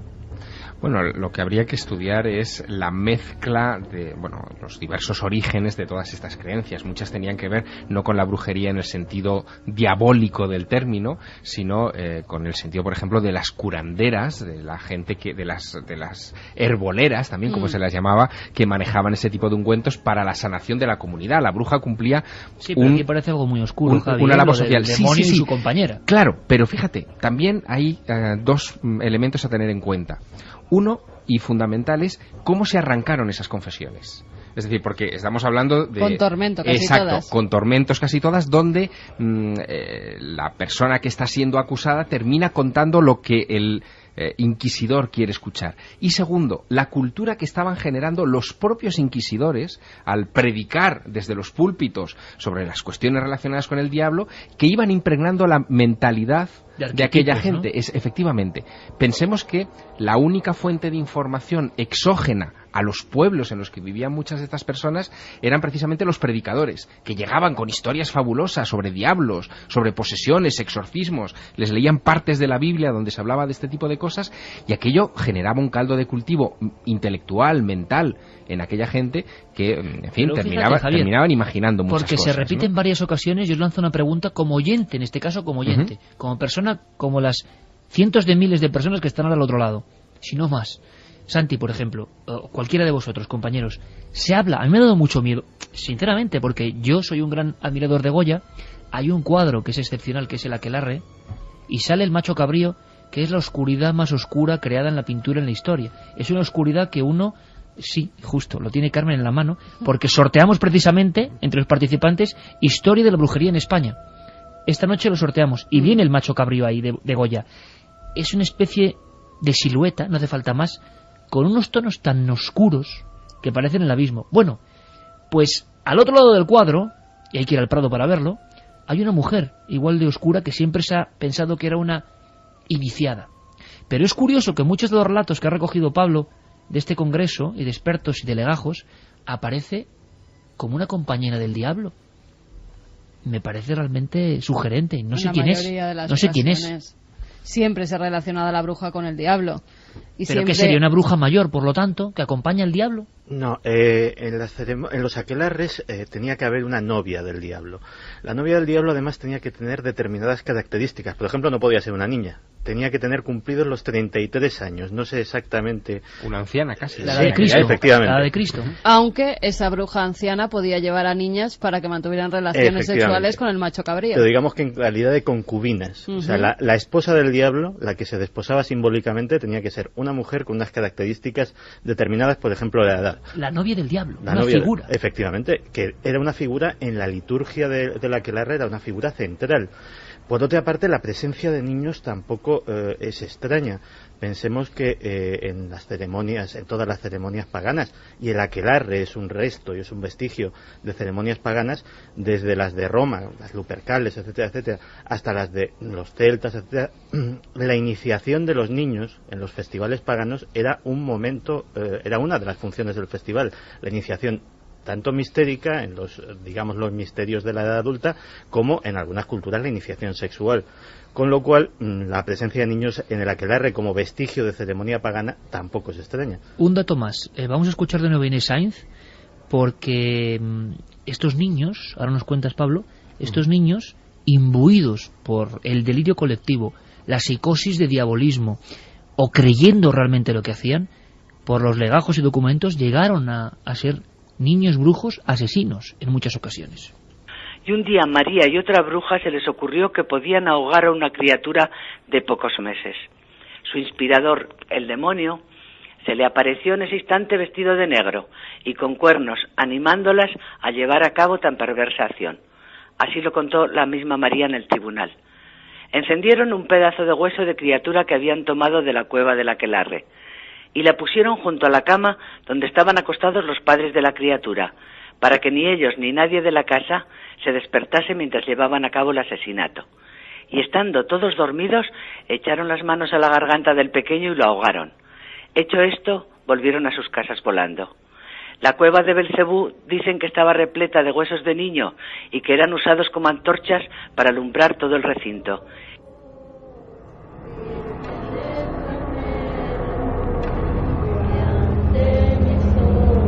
Salmos, cánticos, tiempo, historia de nuestro país, historia con la que tuvo que combatir duramente la Inquisición, provocando no pocas injusticias, evidentemente. Pablo, en este congreso y en las entrevistas que has hecho a diferentes especialistas, surge ese, como decía, tabú dentro del tabú.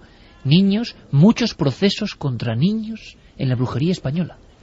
Sí, porque, fíjate, curiosamente en Zugarramurdi, no se habla demasiado, pero hubo 19 menores de edad que acabaron siendo juzgados, pero no acusados directamente. Al final no hubo, digamos, una represalia contra ellos. Pero sí que sus nombres constan, ¿no?, en los legajos, y además de una forma muy curiosa, porque estuvimos en el museo actual de Zugarramurdi, que es un museo reciente, creo que fue inaugurado en 2007, 2008, y allí su directora Ainhoa nos llevó a un bosque artificial que crearon, que simboliza un bosque, y en esas columnas que simbolizan estos troncos de árboles, aparecen los nombres de estas personas, de estos niños. Estamos hablando de niños de 9 años, niñas de 8, de 7, y claro, se nos ponen los pelos de punta en saber que estas criaturas aparentemente inocentes estaban implicadas en procesos que les podían conducir hasta la muerte. Pero así, por suerte, no ocurrió, pero que estos niños también acabaron acusando a adultos, y estas acusaciones los conllevaron a la hoguera o al garrote. Escuchamos directamente a la directora, Ainhoa, directora del Museo de Zugarramurdi. Entre estas personas podemos encontrar mujeres, hombres, pero también niños. Y es que hemos contado hasta 19 menores en esta lista de procesados. Para el Santo Oficio, por increíble que parezca, por curioso que nos pueda parecer, tan creíble era lo soñado como lo vivido en la realidad. Y tenía la misma validez la confesión hecha por un niño que la que podía hacer un adulto. Otro elemento que me sorprende, compañeros, iniciación. Siempre estaba la maestra que iniciaba a los niños y niñas brujas que aprendían las artes, no sé de qué forma, desde muy pequeños. Y luego yo no sé si se ha profundizado en el asunto de los ungüentos. ¿Qué contenía ese ungüento? ¿Algún tipo de psicotrópico? para penetrar en otros mundos de alucinación? Normalmente empezaban por las abuelas, las madres, o cuando eran muchos hijos y llevaban a la anciana que vivía fuera del pueblo en el bosque a las crías para que se criaran con ellas, y estas las enseñaban sobre todo la ciencia de las hierbas, las herboleras, como decía Javier antes. Por ahí empieza toda la hechicería, y de ahí vienen también muchas de las acusaciones que se hacen en los siguientes procesos, porque ya no solo las hierbas, como esas hierbas curaban algunas enfermedades a la gente que acudía a ellas, como esas hierbas les hacían entrar en estados alterados de conciencia en muchas ocasiones, la gente pedía más y acudía a ellas ya como parteras, que en muchas ocasiones actuaban en los partos, y también para resolver algunos asuntos, sobre todo amorosos. Y empezaron a crearse los hechizos. Esos hechizos tenían que salir a la luz de la luna, echar determinadas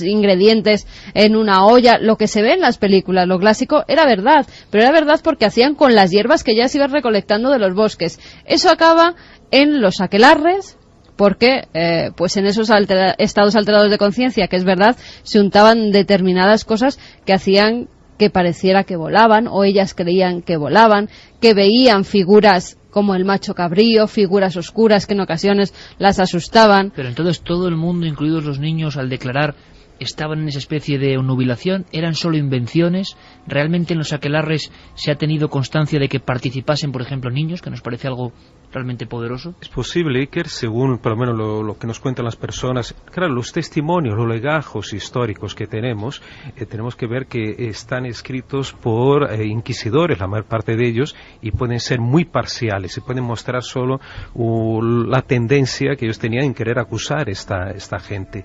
Pero sí que puede ser cierto que los niños participaron en aquelarres, además se los llevaban para cuidar a los sapos. ¿Y esto de dónde viene? Curioso, ¿no? Porque el del sapo, y con mucho cuidado, tener mucho cuidado, porque parece que de las glándulas del sapo extraían una sustancia que era con la cual iban a fabricar un ungüento que, como decía Carmen ahora, era aplicado en las partes del cuerpo que podían absorberlo con más facilidad, axilas, las ingles, y de esta forma alcanzar estados alterados de conciencia. Entonces es bien posible que estos niños se les daba como un juguetito, digamos, el sapo, para estar cuidándolo durante estos rituales, mientras los adultos llevaban a cabo sus rituales de iniciación. Había una función también, como decía antes, medicinal. Pensad que muchas de estas sustancias lo que hacían era, por ejemplo, adormecer el dolor.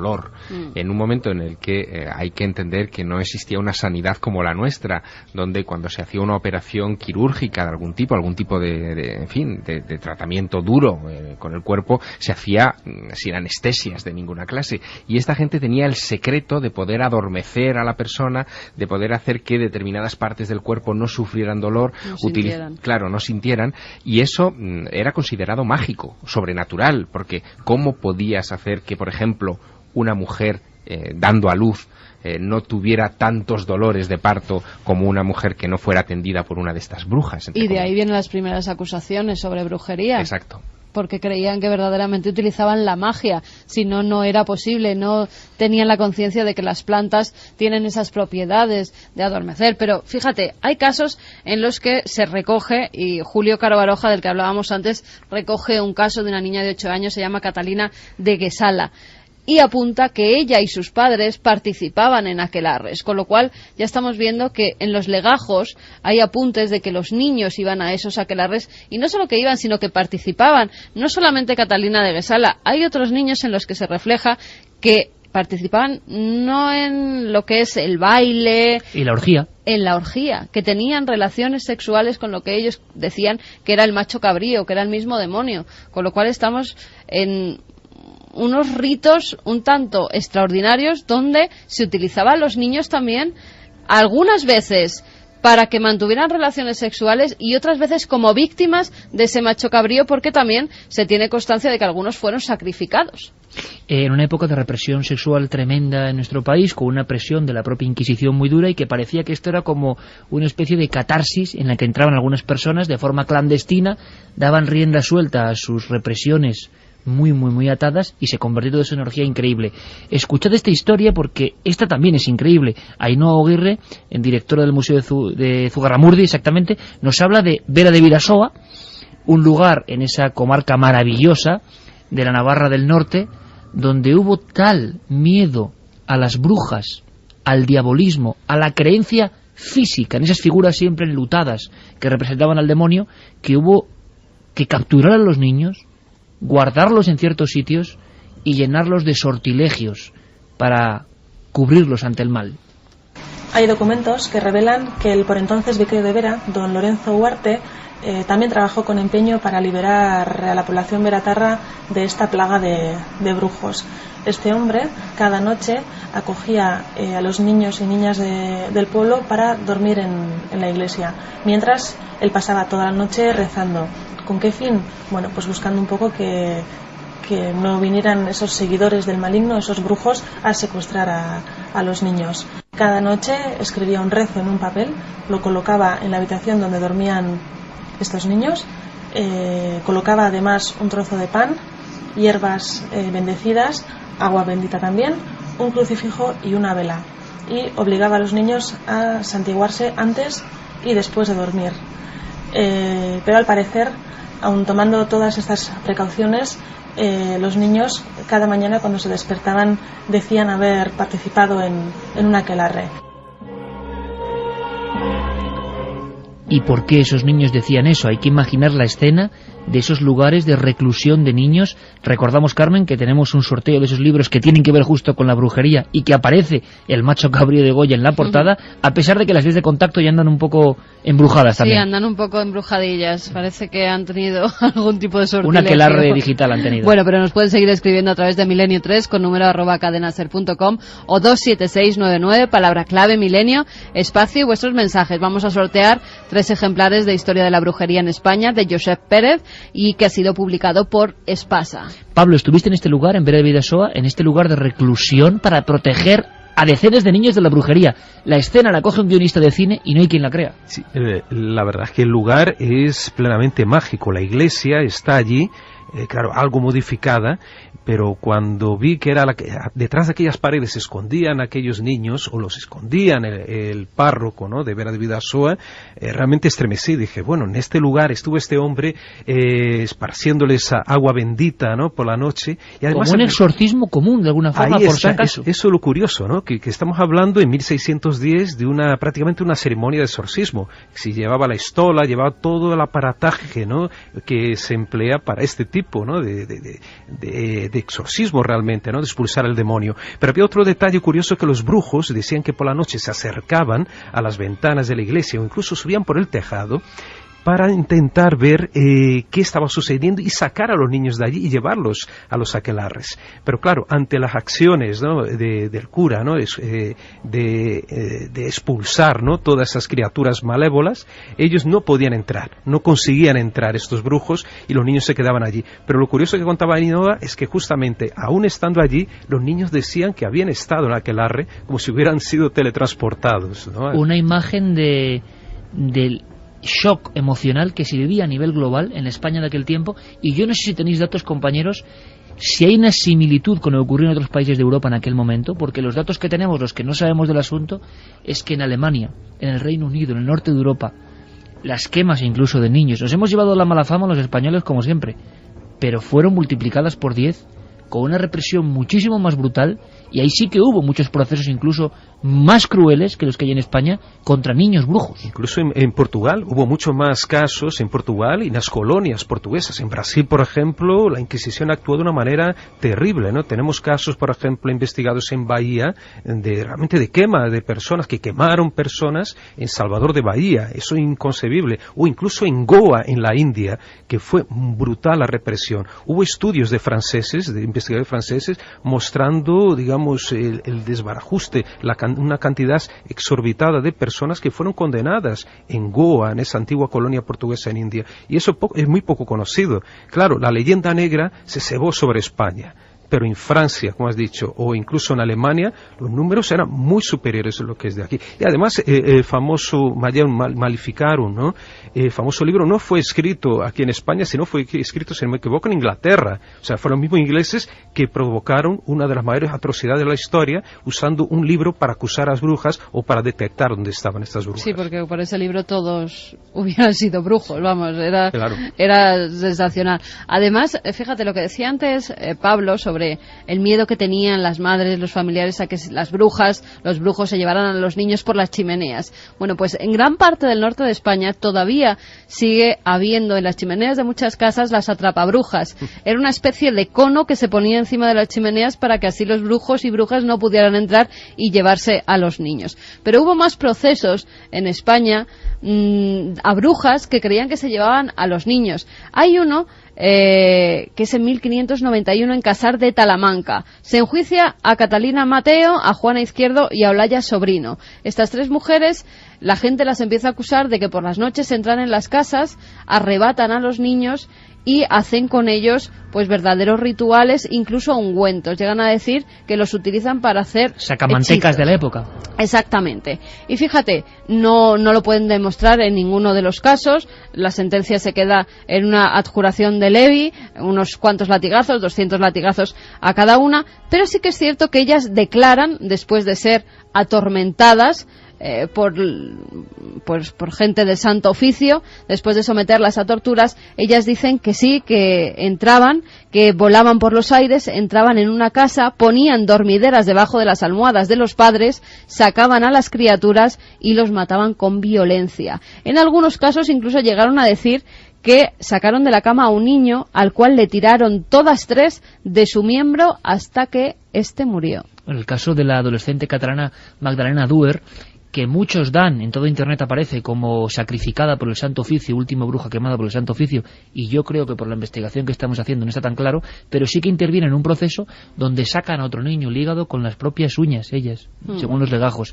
cosa que es de una crudeza terrible y que demuestra cómo estaba el patio brujeril en aquella época. Sí, ahora que mencionaba las almohadas, precisamente, Carmen, hasta hace relativamente muy poco en la Asturias rural, en la región de los Oscos, por ejemplo, era costumbre debajo de la almohada de los niños colocar un ramillete de ruda que se decía que protegía contra las brujas e impedía ese potencial secuestro. Y en cuanto a lo que decías de Alemania y otros países, los niños sobre todo tuvieron una importancia brutal como denunciantes.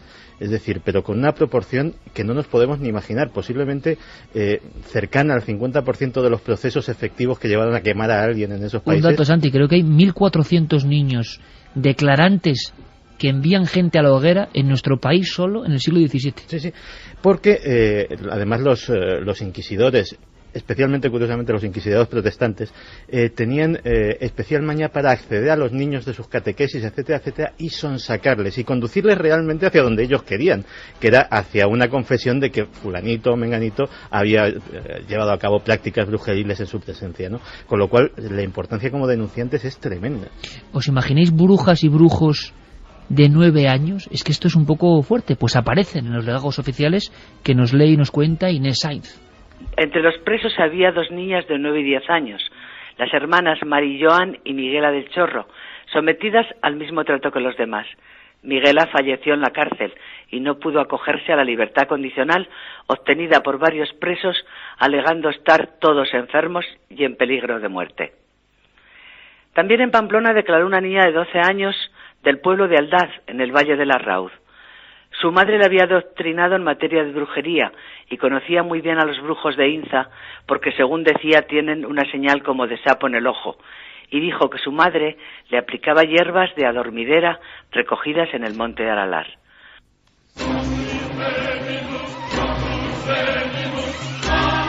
Ahora mismo Javier, con el milagro de la tecnología digital, ha hecho que surja la pintura negra de Goya, la invocación, y es muy difícil primero explicar con palabras, a pesar de que la radio sea mágica, la fuerza en que se metió Goya. Goya vio perfectamente en la tinta del suerdo aquelarres como ese, pero la negrura que alcanza el macho cabrío, el espectacular manto que lleva negro como la noche, como el infierno, como el demonio, y al otro lado de la pintura, esa especie de mujer que acompaña en un ritual terrible que debió producirse 1.000 veces en nuestro país.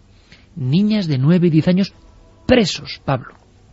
Bueno, presos y, como decía Santi, delatores, que eso es más terrible todavía, ¿no? En el sentido de que un pequeñajo te puede llevar a la hoguera, ¿no? Y en el caso de 1527, de unas brujas del Valle de Salazar, ocurre que 2 niñitas, una de 9 y 11 años, se dedican a delatar quién era o no bruja en aquella región del valle. Entonces esas niñas acaban llevando 150 personas a tribunales, siendo que algunas de ellas murieron realmente en el garrote o quemadas. ¿Y cómo hacían esas niñas para detectar estas brujas? Y lo contaba Inés, ¿no?, en su magnífico relato, de tal manera que ellas, a esas niñas se las ponían delante de la supuesta bruja o brujo y tenían que mirarle a los ojos. Entonces le miraban el ojo y observaban si había una señal que sería la patita de un sapo. Pues bueno, a estas 2 niñas de 9 y 11 años cogieron estas mismas personas, se las pasaban unas a otras, pero sin que se comunicaran entre sí las niñas, y parece que en todas las ocasiones coincidían con aquella persona que era realmente que tenía la señal del sapo en la vista. Como si se tratara de un fenómeno paranormal, de adivinar, ¿no? O que se supiera realmente que había algo. 150 personas 150 personas. Y a cada niña se le llamaba a la misma persona por separado, las 2 niñas separadas, y ellas coincidían que eran aquellas mismas personas las que eran brujas. Bueno, en Salem todo empezó también por 2 niñas. En las famosas brujas de Salem todo empezó por un testimonio de niños. Por un testimonio de 2 niñas que empezaron a tener fuertes convulsiones y empezaron a decir que unas mujeres de Salem las habían hechizado. Todo empezó por ahí. Y fijaos en que se convirtió en la brujería en Salem, el proceso más conocido. Una cosa muy importante. Hablábamos antes de Tailandia y de ese suceso que hila un poco con esta historia, porque la gran pregunta es, bueno, vale, Javier está ahí con las pinturas de Goya, Santiago hablando de invocaciones, Pablo Villarrubia hablando de niños presos, pero todo esto es muy atrás en el tiempo. La brujería ha cambiado de disfraz, ya no tiene el mantón negro, quizás en algunos grupos más arcaicos, pero donde nos llegan noticias escalofriantes es, por ejemplo, estos ritos donde se utilizan fetos como ya dibujaba Goya y que pensábamos que podía ser leyenda urbana, y habrá mucho leyenda urbana, pero es verdad que en Tailandia han aparecido 2000 fetos, contamos la historia, en un templo. Carmen. No sé si esto es brujería moderna o qué es, pero esto ha pasado esta semana. Sí, ha pasado esta semana y por eso no hay todavía mucha información confirmada, porque la están dando con cuentagotas. En un templo en Tailandia los vecinos empezaron a quejar por el terrible hedor que salía de algunas de las partes de ese templo. Empezaron a investigar y en un principio encuentran 173 fetos de niños metidos en bolsas. Empiezan a investigar el lugar, a hacer un reconocimiento más específico en diversas zonas del templo y llegan hasta 2000. Las fotografías son impactantes, en bolsas blancas como con unas letras azules, provenientes estos fetos de diversas clínicas tailandesas. Al parecer son fetos que provienen de abortos ilegales que se han llevado a cabo sobre todo en 3 clínicas ilegales de Tailandia. ¿Y qué hacían ahí concentrados y en un templo? Eso es lo que todavía no se sabe. Bueno, aparentemente Iker querían dejarlos para secar, como si quedaran secos, para después incinerarlos. Eran algunas noticias que se daban. Pero como tú decías... Pero la incineración se hace en el momento. Y en entonces no acumulan 2000 fetos. Debe tener algún sentido realmente mágico, además dejarlo por detrás de un templo, ¿no? Algún sentido mágico debe haber oculto, ya que ellos pensaban dejarlo ahí secar y después incinerar. Pero como dice Carmen, ¿con qué sentido, no? Digamos, no tiene un sentido práctico, y sino un sentido mágico en este caso. Bueno. Pero fíjate, todo esto no es nuevo, Iker. Yo me he quedado muy impactada al ver cómo en España se hacía muñecos vudú en el siglo XVII. En 1665, un auto celebrado en Córdoba los días 29 y 30 de junio de ese año. La víctima o la procesada es María Jiménez de Jesús. Ella dice que es bruja desde los 3 años, también es una persona ciega. ¿Y sabes lo que hacía para hechizar a las personas que le habían hecho algún tipo de mal a lo largo de su vida? Porque ella se la empezó a llamar la Beata Ciega, porque entró en diversos monasterios, al final la echaron de todos ellos, al parecer tenía relaciones sexuales pues con gente que tenía que ver con el convento y por eso era expulsada sistemáticamente, y ella lo que hacía para hechizar a las personas que habían ido en su contra era hacer muñecos de cera y clavarles alfileres. ¿Esto en qué año? En el año 1642 es cuando sale su juicio.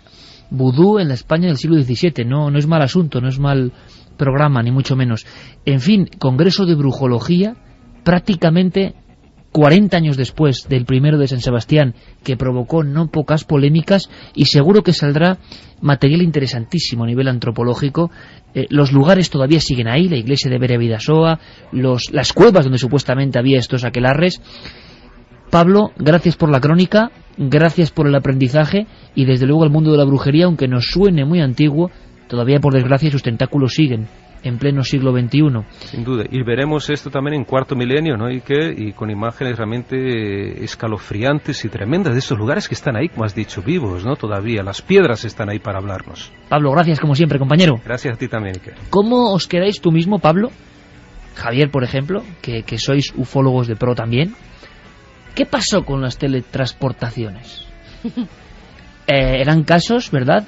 Había como unos elementos básicos, Javier. ¿Carretera? Sí, siempre carretera, niebla, o por lo menos algún elemento barrera, una sensación de frío, por ejemplo, de repente, o una luz en medio de la calzada, y luego desorientación, y darse cuenta de que estabas fuera de tu ruta, alejado 20 kilómetros, o 200, o 2000 kilómetros incluso fuera de la ruta, y a veces con tiempo perdido, sin saber dónde habían transcurrido una serie de horas, y en algunos casos incluso se hablaba de días. Viajes interrumpidos. Hacía tiempo que no teníamos información de este tipo.